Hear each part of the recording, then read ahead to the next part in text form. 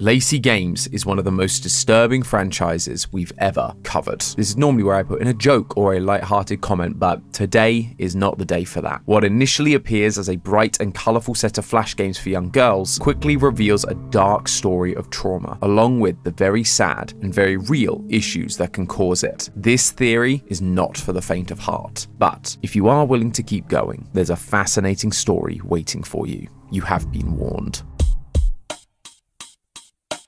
Hello Internet! Welcome to Game Theory, the show that really misses good old-fashioned Flash games. Nothing can scratch that nostalgic itch quite like going back through Newgrounds and finding that game you used to play almost 20 years ago. But clearly I'm not the only one feeling nostalgic for this era of gaming, because recently a new YouTube series has popped up from the YouTuber Ghost Tundra about an old Flash series that no one has heard of, Lacey Games. The reason no one has heard of it? Well, because it never really existed. Yeah, this is a Petscop situation, where we follow the Let's Plays of a user as they document an old series of Flash games from their childhood. Except, these aren't real games. Despite what you may have seen YouTubers playing online, the only true versions that exist are on Ghost Tundra's channel as part of this series. Why are we talking about a YouTube series here on Game Theory rather than Film Theory? Maybe if Lee wasn't so busy stealing my stuff, then I wouldn't have to steal this from him. Oh, what's that? I couldn't hear you over all these great video game movies. This series is also about games, whether they're real or not, so it does feel like it fits here on Game Theory. Though, as you can probably guess, not all is as it seems. Initially, it's just a series of simulator games that would belong on any Flash website, things like dress-up sims, cooking sims, pet grooming sims, and makeup sims. But when the video's uploader digs around the Lacey Games site, they discover some disturbing secrets hidden within these seemingly innocent games. Creepy characters hiding in darkness, cryptic messages flashing between frames, and disturbing visuals of Lacey taking her own life. What the heck is going on with this game designed for kids? Is this some weird demonic spirit possessing the game? Or a video game character come to life? No. In fact, the weirdest part of all of this is exactly how the developer intended these games to be. They made these games as a warning. So let's turn our clocks back to 2009, theorists, because we are going to piece together all the hidden clues to figure out what the heck is happening inside Lacey Games, and whether there is anything we can do to save both Lacey and its developer. The series begins with the game Lacey's Wardrobe, which starts as a wholesome dress-up sim where the player prepares Lacey for her cute date, trying on different combinations of tops and shoes. Honestly, I'm kinda digging these looks. They're the perfect level of 2000s adorable. Though it doesn't take long for these things to take an unsettling turn. As the player completes outfits for Lacey, a figure stalking her in the distance gets closer and closer and closer. He leaves threatening voicemails, sends her gory presents, and ultimately gets hold of her. Now, normally at this point, you'd expect that the character is trapped in a basement somewhere and that you have to escape or something, but not Lacey. The results here are much darker. Here, she is dismembered and then eaten. Yeah, I told you the series was dark, and if that was too much for you, it's only gonna get worse from here. So, this is your final warning. After this point, we are going to be getting into some very real and very disturbing stuff. I urge you to proceed with caution. There is no shame in backing out now, but if you have chosen to stay, let's move on to the next installment, Lacey's Diner. This is a game about Lacey running a restaurant. Normally, everything is fine. You just put the ingredients into a bowl and serve your creations to your customers. But the video's poster informs us that there's a secret ending, and in it, Lacey's business begins to fail. She does not handle this career failure well, and ends up creating the most advertiser-unfriendly recipes you could imagine, using ingredients like cockroaches, broken glass, cigarette butts. Not exactly what you'd expect from a kid's game. However, during this segment, it becomes clear that the business failing isn't actually the root of this psychological break. It comes from her past trauma. We get several flash frames of disturbing poetry, with one of the less graphic lines reading, "When he looked down, he saw my little bruised cheeks smiling back at him, the exact size of his sweaty palms." The rest of the lines aren't strictly safe for YouTube, but that first line gives us all we really need to know. Lacey was being abused. Each unsavory ingredient Lacey puts into her final meal ties into what she went through. The cockroaches that lined her ceiling, the broken glass she was hurt with, and a bag of drugs that she was forced to take. All of this is telling us about Lacey's backstory. She was traumatized by those experiences,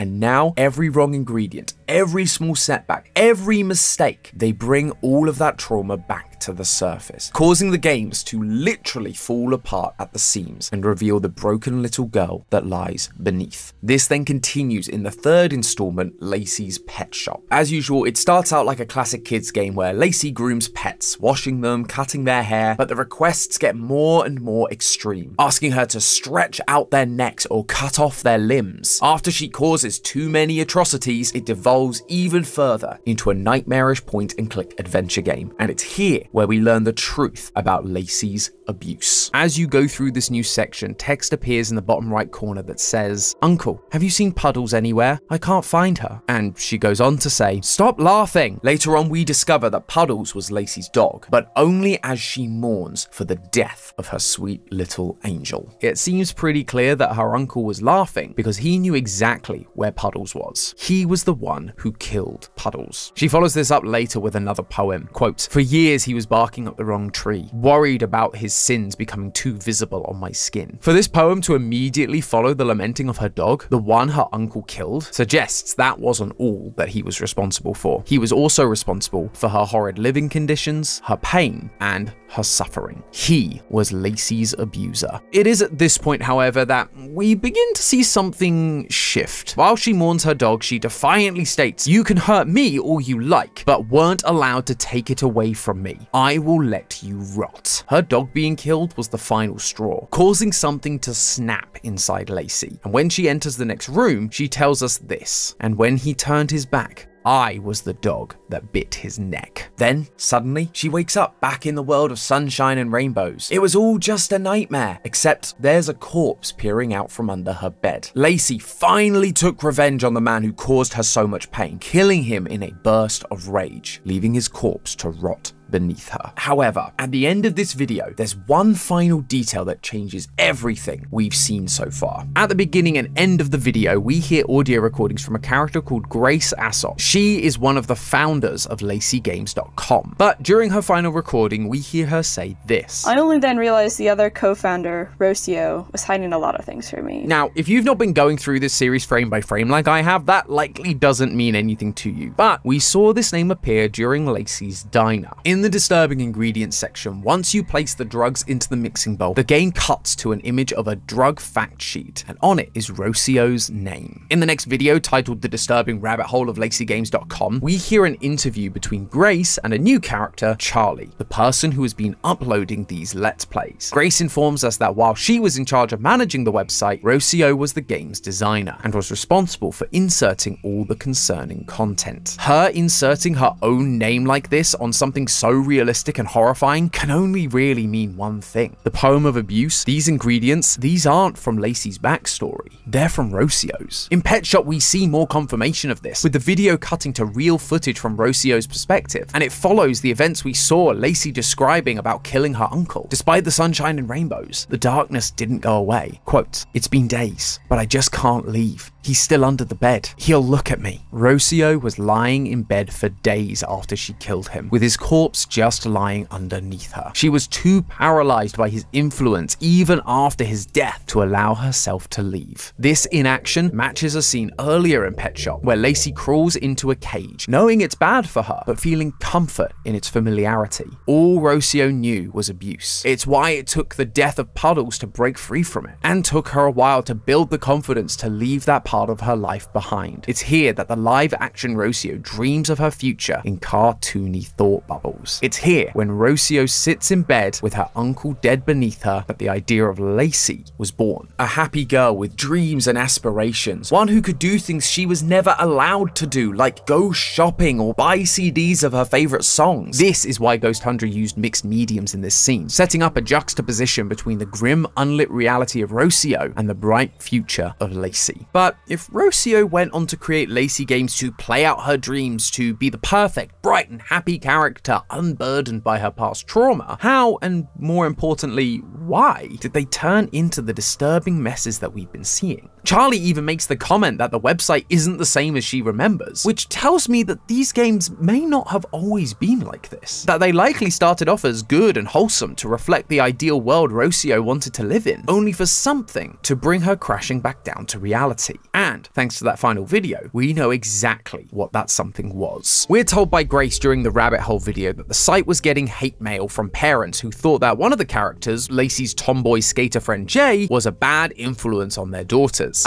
Good to see angry hate comments were still a thing back in 2009, and just as ridiculous as ever. Though Rocio did what I'm sure many YouTubers wish they could do, she replied with a snarky comment. Careful what you wish for. She did then comply with their requests, but in a more malicious way than they'd expected. In this video, we are shown two games, Jay's skating game and Lacey's makeup parlor. Jay's skating game is a classic Flash skater game where you jump from building to building on a skateboard, though it ends with Jay whizzing off a building and falling into a pit of spikes. Jay wasn't just being removed, she was being killed off, which I don't think is what the parents had in mind, nor were they expecting what happened next. In Lacey's makeup parlor, Lacey does the makeup for several women with their eyes shut, but their faces start to sag, eyes open with uneasy stares. One client even has a maggot crawl across her face. Then Jay's mutilated body suddenly appears, revealing that Lacey isn't your average beautician, but a mortuary cosmetologist, applying lipstick to her friend's corpse while having a mental breakdown as she processes the death. From the website, it is clear that a huge part of Lacey Games' identity was the friendship between Lacey, Maisie, and Jay. With Lacey being a manifestation of Rocio's hopes and dreams, it stands to reason that strong friendships were a core desire of Rocio's as well. Killing off her perfect friend was heartbreaking. But what was worse was that whenever there was conflict on the site, her friend Grace played the victim and placed all of the blame on Rocio, saying horrible things about her and eventually abandoning the project altogether. Once again, this perfect world Rocio had dreamed up wasn't coming true, and so she took a different approach. In the audio recordings from Grace at the start of the Pet Shop episode, we see an About Us page that revealed that Rocio and Grace started this site together as, quote, a safe space for kids to play. I mean, sure, if you call a website full of death, abuse, and cannibal jump scares as a safe space, then mission accomplished. Joking aside, I actually think that despite the changes Rocio made, she believes this statement to be completely accurate. When Lacey finds a mirror in Pet Shop, we see this character appear.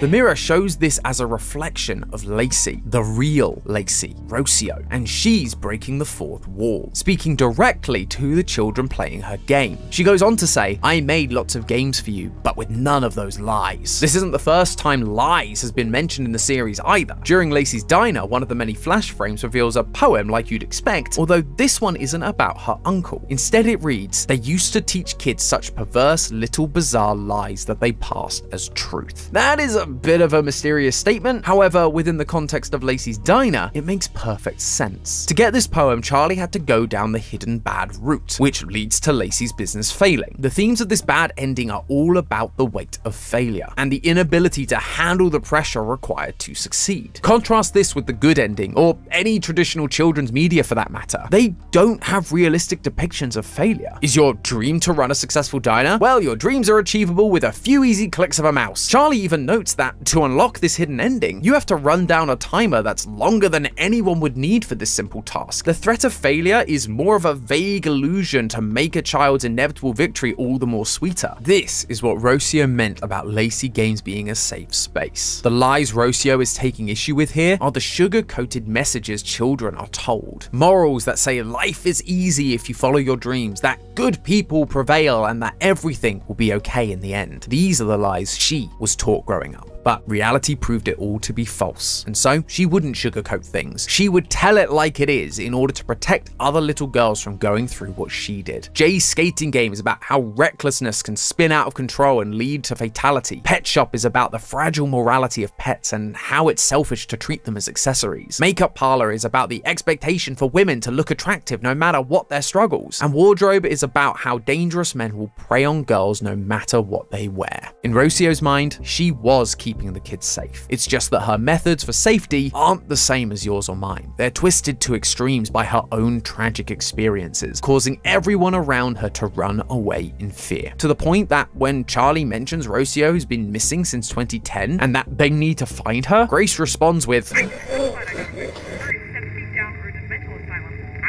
Oh yeah, and that bombshell about Rocio disappearing, that's basically where the series ends, at least for now. After her dream career and relationships were dashed, and she distorted her sight with real but horrific lessons, Rocio just disappears. Is she dead? Was she kidnapped? We never really get an answer. Unless, of course, you are paying very close attention. In the final frames of the rabbit hole video, we are given one last poem to decipher, and it goes like this. She stepped into the empty room at the edge of the universe and calmly walked towards the single button on the wall, which, as she had been told by the gods above, could delete the existence of anyone she disliked. She thought long and hard of all the ugliest souls she had ever known. She made her decision, and her finger met the button without any ceremony. But looking down at her feet, it was all red with blood. She stood in shock. The blood tainted her very being. She thought deletion would be clean and instant, without realizing that death is the only deletion that exists, and that there is no death without painful, unrelenting grief. And grief stared at her through mirrors forever, from the eyes of all she had ever thought to delete. It was a world catastrophe. Now, initially, the reading for this seems pretty darn obvious. She wanted to delete the person she disliked the most. In nearly every Lacey game, Lacey dies, usually by her own hands. And in one case, we see Lacey being choked by an illustration of Rocio. Lacey was Rocio's optimism, a fun-loving girl with lots of friends, a part of her filled with the lies told to children. This visual of choking occurs during a section about Rocio killing off Jay, which was the result of this illusion shattering. In that moment, Rocio killed her own creation and what it represented. Lacey was the soul she disliked the most. But at the end of the day, Lacey was still a part of herself. And so when she looked down after hitting delete, she saw herself covered in blood. She realized that metaphorically deleting Lacey wasn't enough. It needed to be literal. Death is the only true deletion, which meant ending not just Lacey's life, but her own too. However, while that would be a suitably sad ending for a series like this, something didn't feel right to me. If Rocio had died in 2010, I feel like her body would have been found, right? And with the site being as popular and as controversial as it was, that would have been a big story, or at least been easy to find with a quick Google search. For her to still be missing and her disappearance to be considered a mystery feels like the answer can't be that straightforward. Maybe that's just the FNAF brain rot talking. But as I went frame by frame through each video, there was a detail that stood out to me. In the video, Lacey's Diner, we see this final frame. It depicts a real person wrapped in some kind of cord or wire with the caption, "I'm in heaven." This is Rocio, and while the use of heaven might make you think of peace and the afterlife, like someone might believe they find if they unalive themselves, the fact she's able to write this seems to imply that she's somehow still present to tell us this, that her heaven isn't the heaven we might expect. The wires tying her up are also an interesting choice. They actually repeat several times throughout the series. In Pet Shop, we see these wires tethering her to the ceiling. The images are obviously super distorted, but the way those cables are hanging from the ceiling and are clearly coiled, they remind me of computer or internet cables from my old media company days. Then, in Rabbit Hole, we see several flashes of Rocio tangled in those same wires, except this time, there's a circuit board thrown into the mix. Is this telling us that Rocio somehow connected herself to the computer? That her afterlife is inside Lacey Games? I know, it sounds far-fetched. Why would this game grounded in gritty, disturbing realism suddenly take a supernatural turn? Believe me, I get it, but hear me out. Right at the end of Pet Shop, Grace mentions that Rocio is likely dead. But when she does, we suddenly see a face appear in the screen with the word hello.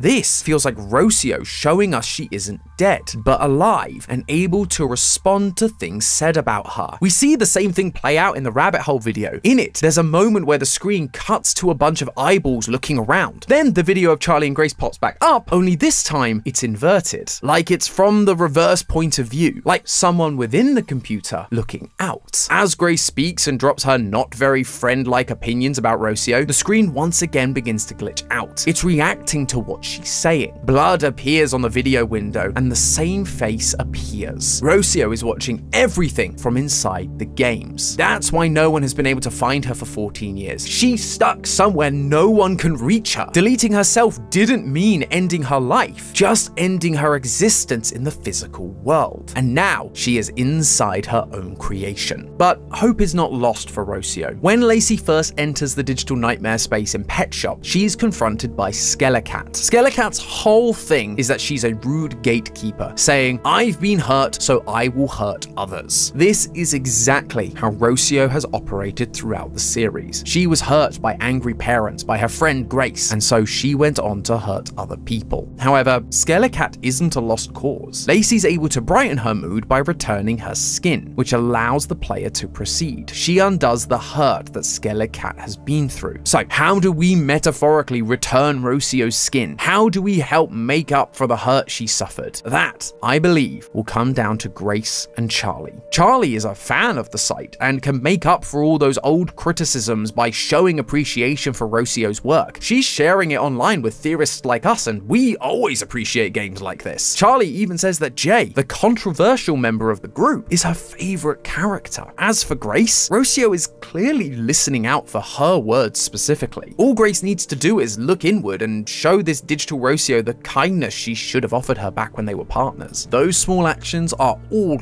it's gonna take to save Rocio. At the very least, I think we can all take away an important lesson from Rocio's story. Behind all the content we consume, be it games, social media, or YouTube, there's a person on the other side of that screen. Someone who just wanted to bring some joy to people in a world full of hate. You have no idea what they've been through, what they're going through. Your words have more impact than you realize. Let's encourage that optimism and creative passion, instead of encouraging people to destroy it. But hey, that's just a theory. A game theory! Thanks for watching.